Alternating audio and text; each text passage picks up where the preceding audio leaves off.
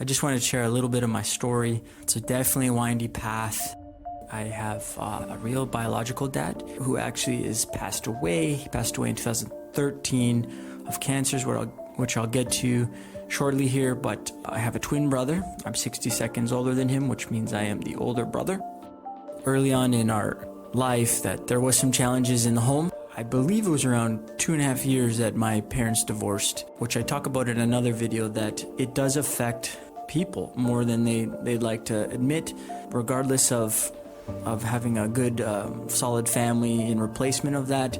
There's something that definitely at a young age affected me, whether I knew it or not. What I am very thankful for is that my mom, she got us away from somewhat of a negative environment, and we went to her mom's side of the family where we were really well taken care of by my grandma, my mom, and the family on that side. And within just a few years, my mom met a Christian man who was a lawyer, a handsome young man. If it wasn't for my stepdad, who I would consider my real dad, adopted dad, but he really took care of us, and he took in me and Justin. And if you think about that, that's kind of wild to take in two twins whom you didn't have any sort of affiliation with through the bloodline, and yet they're your children. I mean, he adopted us. So, and not only that, was he a professing Christian man who taught us a lot of important morals and wisdom throughout our life. So thank God for this, because I wouldn't be where I am at today if it wasn't for that. And then in another testimony video, I talk about how despite having all those good lessons and wisdom being taught, which again, I can't honor and praise my parents enough for the way that they raised us. We went to church and we went to Christian camps. The heart is interesting because it does long for its biological dad, is what I learned from my own experience. Eventually, he ended up moving to New Brunswick, which was across Canada, like a 6-hour flight. So even at a young age, we jumped on a plane and we went there to visit my dad. Life was a lot different in New Brunswick.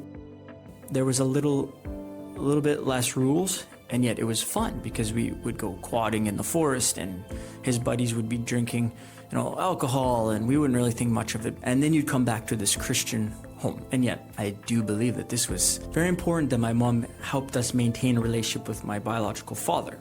When I hit about grade 7 or 14 or 13 years old, I could always tell I was very creative, very unique, very different. I had like blue glasses. I tried different haircuts, had different necklaces, and I mean, my room was always decorated, and I was a very creative kid, and I felt at times, sometimes misunderstood by my friends. I did have a lot of friends, but I would say that there always came a point where I was just misunderstood.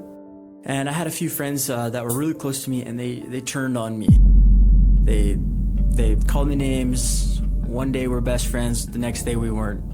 Those things hurt. And life moved on. When you're a kid, you make new friends. You don't really process it, but you get hurt. You collect these hurts along the way. I think with enough of those experiences throughout high school, which, and not just high school, but school in general, it was very stressful for me as a kid.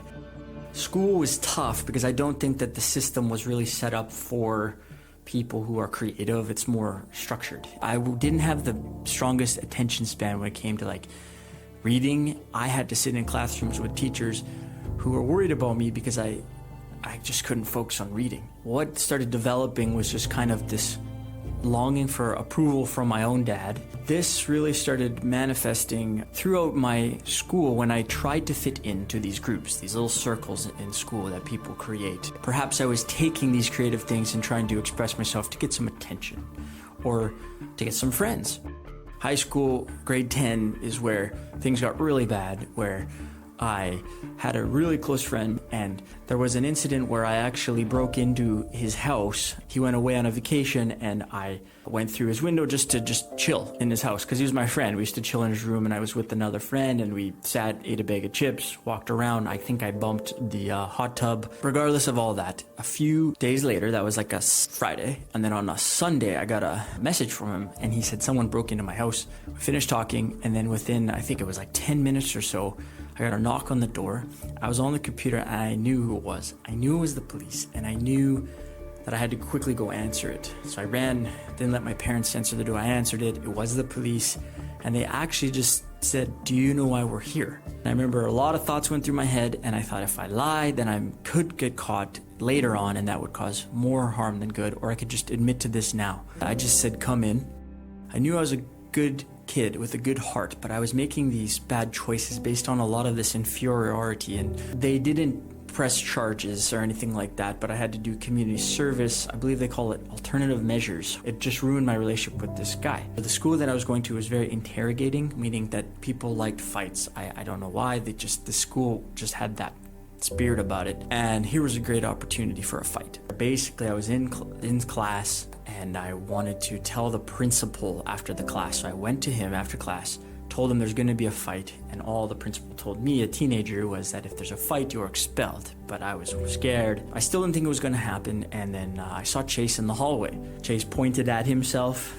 He didn't say much. He just basically said after school with his hands. I still didn't think it was going to happen. I went out front after the bell rang, and I was going to go straight to the bus. There was people there waiting, and it looked like it was going to happen, and they were waiting. It's like you couldn't go anywhere. They're waiting for us, and if I already had an issue of feeling not like I'm fitting in, I need to be cool. I mean, how uncool would that be to just go away? It was a bad situation, and so then all of a sudden, my friend, he came out. It took a while. There he was. And from what I remember, we were in the front of the pack of all these people. I don't know, maybe 50 people, something like that. We walked together. We walked together to a back alley, and we fought. And it was sad because we were good friends, and now we're fighting. And someone ended up breaking it up by, from a house, and they yelled, "The police are coming." Thank goodness I was happy about that. And then I ran to the bus. I remember my hand really hurt, and I came home. I told my mom, all shaken up. So this is where it got really rough, because you're already kind of in an identity crisis when you're a teenager. Your dad is, you're looking for that attention. He's halfway across the country. You don't have anyone to talk to, vent to, and you made some bad choices. You ruined your relationship with your best friend. And now I go to the fourth biggest high school in Alberta, called Lord Beaverbrook. This place was so big that it had signs, it was like a city upstairs. The only person I knew was my cousin who went to that, but I probably saw him once in my time there. I think I was there for a total of a couple months. The one thing I kind of had going was I had drama classes in the midst of all this that made me feel like I had a bit of a community, and I would do some drama. One person I met in a class who I thought maybe we would connect, we went to the mall, and I ended up stealing a cologne sample, and I put it in my pocket, walked out, and I basically was tackled by a lady who came running out. I remember just sitting in the back room wondering what's wrong with me, why do I keep making these bad choices? Eventually, my mom was able to get me out of this school. Somehow they were able to put me on another school. It's my third school now in high school. This actually turned out to be a good school. There was a good drama program, but yet I was still broken and hurting. I was just lost. I was lost, and I was actually picking up girlfriends during this time. Somehow I ended up going back to the same mall that I stole from with this guy that was my friend that I got in a fight with. Somehow we reconnected. And I stole some sunglasses. I put them in my sleeve. I went out the store, and I saw a lady weaving in and out, and she caught us. This was a day before my whole family went to Disneyland. I had just destroyed my family. I felt like my mom was just broken from this experience. I kept thinking, well, what's wrong with me? Why do I keep making these choices? And I was crying, and I just couldn't figure it out. Somehow I ended up back at that same mall. I have to say this because this is what happened in the court case, is that I was peeing on a fire hydrant, and a security guard came out, caught me for that. Now this is rock bottom. I just felt low, lost, and broken. And my stepdad, who's a lawyer, helped me to deal with all these bad choices. So I was able to just do community service. I didn't get a criminal record for any of this, thank God. By the time high school ends, I go to a guidance counselor. I think the best thing I want to do at this point is to just get the heck out of where I grew up. I paid $50, which was a lot for me at the time, to buy an application to go maybe do busing or waitering on a cruise ship to get away. There was this time, though, obviously I wasn't going to church, but my parents went to church, and they saw this brokenness. And, the Bible says we reap what we sow. And I was reaping a lot of sadness and depression and things like that. So then, my mom saw that I was broken and hurting, and she said, hey, would you ever be interested in going for a coffee with the youth pastor at their church? I said, I have nothing to lose. I guess that's what we'll do. So I went for that at the church. He had said to me, you know what, maybe a good thing for you is to come on a small mission trip. It was like 9 days. We were going to go to Cuba. That is where my eyeballs just opened up. When I was in Cuba, I saw smiles on these kids that was very big in Latin America. And I was so surprised how they could be so happy. Meanwhile, I'm so sad. And I have so much in this culture in the West, and they don't have much. We were kicking around a rock in 𝐄𝐝𝐢𝐿, I believe, and they were just laughing. And so this really struck a chord with me.